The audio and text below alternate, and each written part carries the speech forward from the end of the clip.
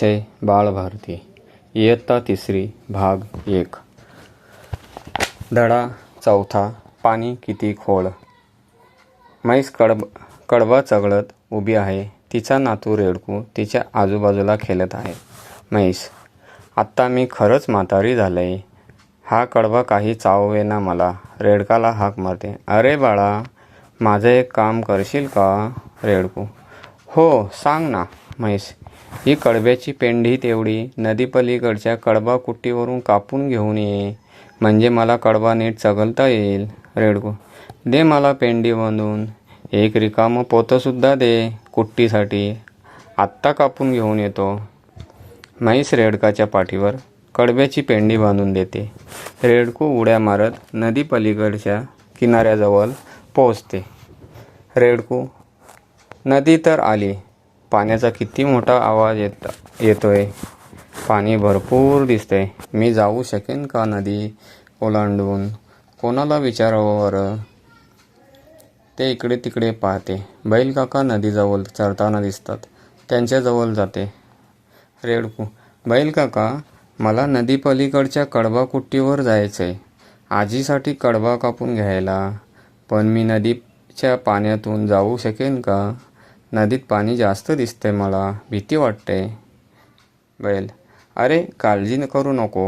गुडघ्या इतकंच तर पाणी आहे. आरामात जाशील. रेडकू नदीजवळ परत येते. पाण्यात पाय टाकणार तेवढ्यात खारुताई त्याला हाक मारते. खारुताई म्हणाली, अरे वेड्या, कुठे चाललाय?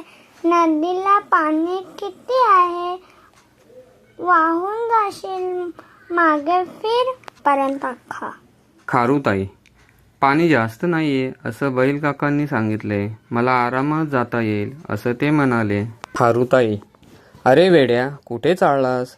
नदीला पाणी किती आलंय? वाहून जाशील. मागे फिर. रेडकू, खारुताई, पाणी जास्त नाहीये असं बैलकाकांनी सांगितले. मला आरामात जाता येईल असं ते म्हणाले.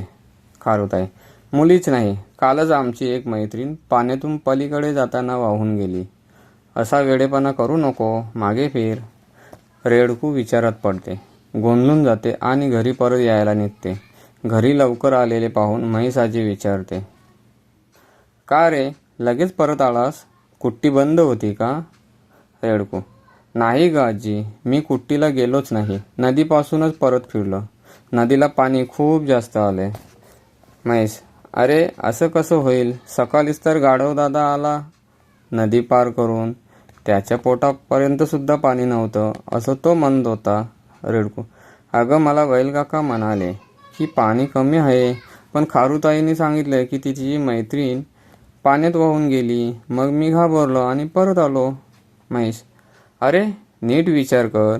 बैलकाका किती उंच आहेत आणि खारुताई किती बुटकी आणि छोटी.